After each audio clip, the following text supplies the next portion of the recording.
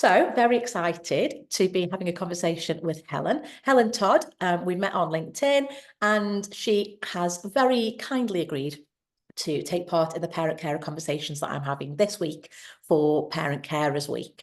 So over to you, Helen. Can you give us a little overview of your journey as a parent carer, a little bit about you and your family? Yeah, so my journey started in 2012 in January when my son was diagnosed with type 1 diabetes. Massive shock to the system. Josh almost died. And within, I suppose, 5 days of discharge from hospital, we had to learn everything about how to keep our son alive. That's me and my husband. So that was a massive shock. I had to take time off work. I spent every waking second pretty much and sleeping second in the hospital with Josh. When he was discharged from hospital, he was on a special regime of injections and a special, I suppose, routine for food, and everything changed for him, which then meant it changed for me and my husband. I had to go part-time with work. My commute into work and then home meant that I had to leave work early, let's just say. But it wasn't really that early. It was an hour less every day. Okay. But from that second, I was considered to be a part-time employee. Right. So I suppose that kind of started it. Things then changed again in 2017 when my husband was diagnosed with brain cancer. So Wow. suddenly we had this joint carers, we were doing this together. We were Team Todd, looking after Josh together. And all of a sudden, I was then caring for Josh and my husband. So I went from having a partnership where we were doing hospital appointments together. We were getting up overnight to care for Josh, doing in turns because we were getting at 2:30 every day, every night for Josh, doing any overnight care together, to suddenly me taking on all the responsibilities for Josh's care, all the decisions for insulin, for hypo treatment, hospital appointments, care at school, everything was Wow. down to me. Yeah. So yeah. Wow. Okay. Yeah. And how is Josh and how is your husband today, if you don't mind me asking? So, well, Josh is 16 Mhm. and so we're 12 years in.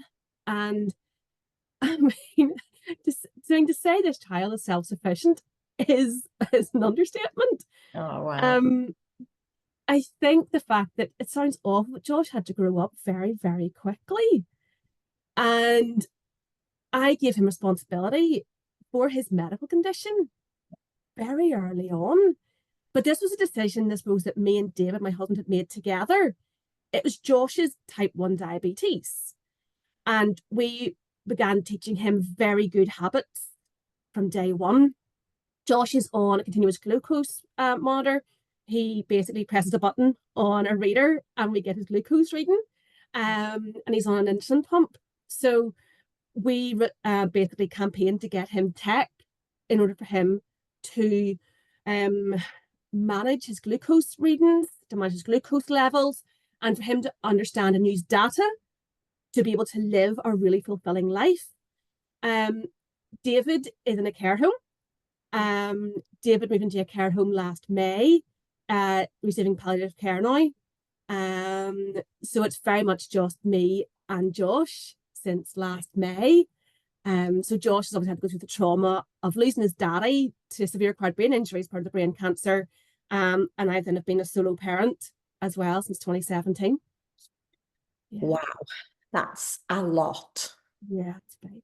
Yeah. That is a lot. And who While takes working care of, full time as well. So yeah. well, of course, Yeah. while working full time, of course. And who takes care of you, Helen? Well, this is the big question, isn't it? Because you have to have a really strong support network around you when things like this happen. But would you believe that I don't actually have any friends from pre-David's diagnosis and from pre-Josh's diagnosis.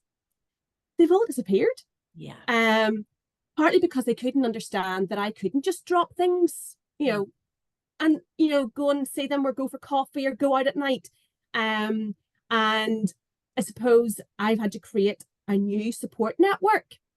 People who understood that I could not just nip out for a coffee. I couldn't go out overnight. I can't do late nights. So I have now created a very strong support network around me. People who live nearby to me, people I have worked with who understood what I was going through. And it's not a huge network, but it's people I trust and it's people I can rely on. Yeah, quality over quantity. Yes, very much so. Time. Yeah, no, really important. Yeah. Thank you for sharing that, because it takes a level of vulnerability, I think, to be open and honest and have these conversations. And I think that's one of the reasons why people don't, particularly in the workplace, is because it's a big thing, I don't know, I'm really keen on letting managers know that when somebody does come and say to you, this is what I've got going on, that's not an easy conversation. How did you approach that with your managers? Well, I work in HR. Okay. And I think the fact that I work in HR helps because I knew what I was entitled to.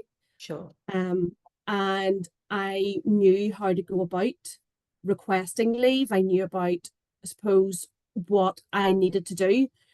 But it's very different, I suppose, when you're having to say, something's happened at home, I can't come in today. Yeah. Or, oh, I've got a hospital appointment, it's next week, and I know that I'm meant to be at this really important meeting. And for me, because I had built up trust with employers, because I had built up trust in people within my teams and the colleagues I had, they knew that I wasn't taking the mick. They knew that if I was requesting time off, something serious had happened. Yeah. Or because they knew I wanted to be in work, And I think that's the thing, because I was very committed to my jobs. When David was diagnosed with brain cancer, I had to leave a job that I really loved. Right. Because I had to get him through cancer treatment.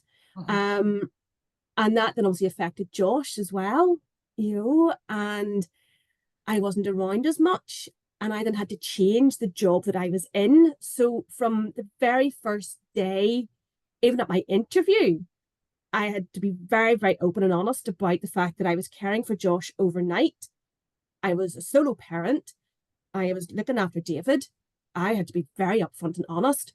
But because I did that, it meant then that when I asked for leave or anything, everyone knew why I was going off. And I was very open and honest. I was in HR, looking after campaigns and training managers and all the rest. I had to tell people.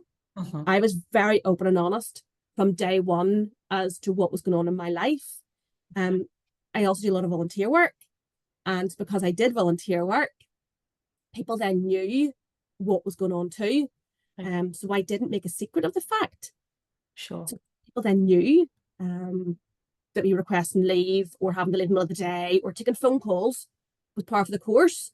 But I'd come straight back into work the next day, ready to get started again. Yeah. Yeah.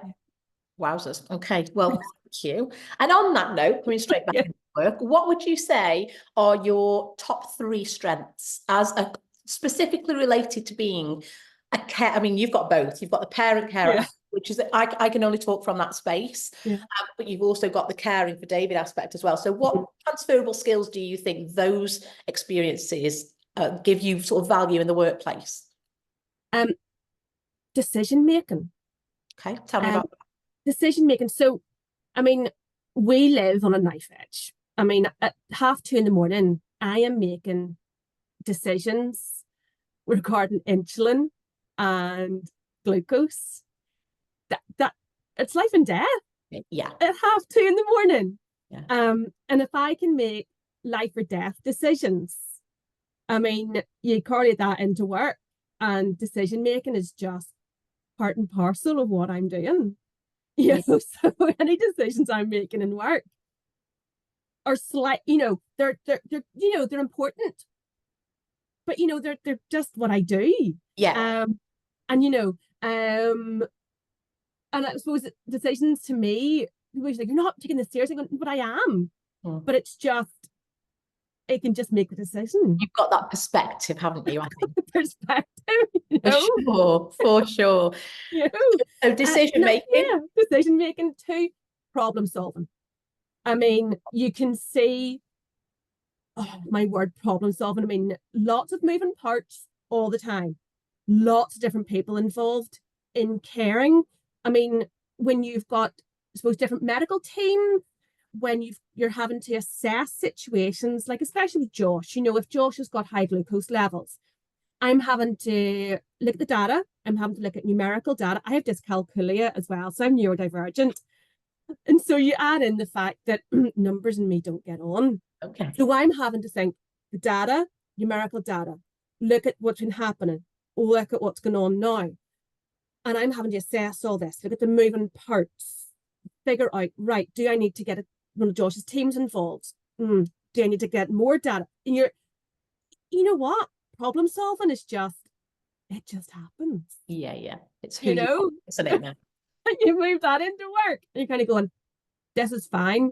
Yeah. You know, again, We've life got and this. death last night. You know, Yeah. we're good. You know, so problem solving is just becomes second nature after a while. You've been doing this for 12 years and you're kind of talking to your child, kind of going, Josh, what are your ketone levels? What are your glucose levels? Right. And what were they before? What did you have to eat? What's your active insulin? Blah, blah, blah, blah, blah. And you're kind of going, yeah, I'm going to go into work tomorrow and we're just going to do some, you know, collaboration, but just blah, blah, blah, right? Yeah. It's just fun in work then, isn't it? Yeah. Sure. Work is your rest. It has been for me. Work's been respite for me. Oh, isn't it just? Oh. It's a break. Yeah, no, it completely is. And then what's number 3? Top skill. Oh, resilience. Yeah, okay. Oh, resilience. I mean, yeah, I mean, there's times you want to walk away, aren't there? There's times where you're just going, do you know what? Nah, I don't want to do this anymore. Right? But you can't. No. You can't give up. Do you know? I mean, I'll be an example. So we couldn't get Josh on an insulin pump. And I knew that insulin pump therapy was the right move for Josh. Josh was on multiple daily injections and he was getting complications already, like an 8-year-old getting diabetes complications. Oh, wow. Wow, right? So I pushed and I pushed and I pushed and I got the Department of Health involved and I went to the media and got the media involved and Diabetes UK and we Freedom of Information Act, you name it. I mean, I went to town, right? You cannot give up. So we got Josh on insulin pump therapy, plus 10 other kids. Oh, amazing! Who were on the waiting list. I love how casual just another 10 lives that I've massively changed, and then in fact just 10 kids' lives. Like, wow, that is amazing. But that's what you do, isn't it? Yeah, it is. No, it is. You know, because you know that you don't give up. Yeah, you can't.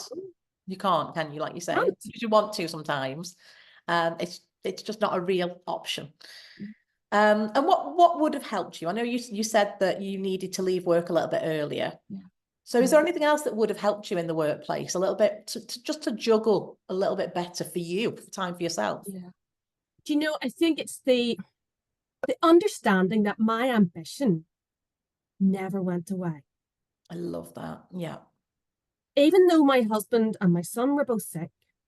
So yes, Josh got sick in 2012 and yes, I had to change things. And then David got sick in 2017 and my routine had to change and I couldn't go out socializing and I couldn't, you know, my ambition never went away. I went back to uni when I was 30 to get a postgrad, and I was working and I wanted to, I wanted to progress and I wanted to be in those senior management meetings and I wanted to, to make a difference and I wanted to keep doing things.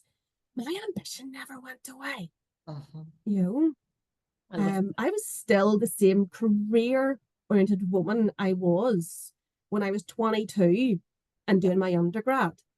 And I was still the same woman who was lying in a hospital bed with her son going, please don't die overnight. And I was the same woman who was fighting to get the insulin pumps. The same woman sitting in Diabetes UK meetings, convincing people to give kids tech. I was the same woman sitting in management meetings going, no, we need to change this policy. I was still same woman. Yeah.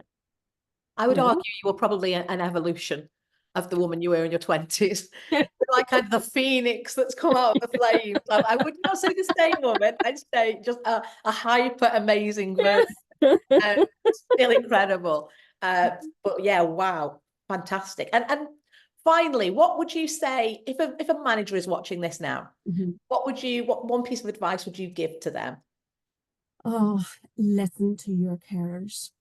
Okay. Listen to them. I mean, first of all, keep them in your company, you know, Sure. and then listen to them, because I mean, they are dealing with so much, but they have so many skills, and even if you just listen to them and have a conversation with them, the things that they will inadvertently tell you between the lines that they are dealing with, that you can then use in your companies to help you make decisions, to help you reach your business objectives. My goodness, the things that you could change in your companies. Yeah. I mean, where do we start? I mean, the list is just going to be endless. Let's be honest. I mean, the list is huge, just having a 15-minute conversation with you. So let alone a whole workforce of Helens, like that would be the dream, wouldn't it? So thank you. We wanted to keep this short and sweet. It's been all of that and more. I'm blown away and full of admiration for you. I'm wishing Josh all the best. My love to David and to you, because you know you're the one spinning all the plates, managing work, managing your son, your husband. Hoping that you get some time for you at some point, wherever you can squeeze that in. But I do now, and this is the thing, I do now, because I went self-employed. Okay. So you've got and that I'm putting myself first. I love it. What would it have taken for you to stay within typical workplace employed? Paid employment. I think anyway. Do you know, I'll give you an example. I had a manager 2 years ago, and he knew I was very good at my job, and I was his go-to, and he loved talking to me. I loved talking to him, and we didn't get time off in lieu for working extra hours, and he knew I'd put the extra hours in when needed, and he basically gave me toil. He would give me a day off when I needed it to do something nice for myself. Love that. Wow. Right? It was under the radar. Yeah. And it was our agreement. Okay. But the promise was that I would have to do something nice for myself. Oh, I love that. Yeah. And do you know what? If I had to pick one word from this conversation with you, I've written it down. It comes back to trust. Yeah. And I think he trusted that you could do your job and that you were absolutely amazing. And you've trusted him to, to support you in that. And I just, wow. Yeah. Yeah. No. Yeah. But I could go to him with anything, no matter what it was. And we had an amazing relationship. But yeah, I think that's what it was, just I knew he had my back. I love that. Mm-hmm. I love that. What a beautiful way to end. So if you're a manager watching this, make sure you've got those parent carers' backs. And if you're a parent carer watching this, I hope you feel massively seen by Helen's story. I'm like in awe. So thank you so much for your time. I massively appreciate it. Thank you. And we need to keep in touch.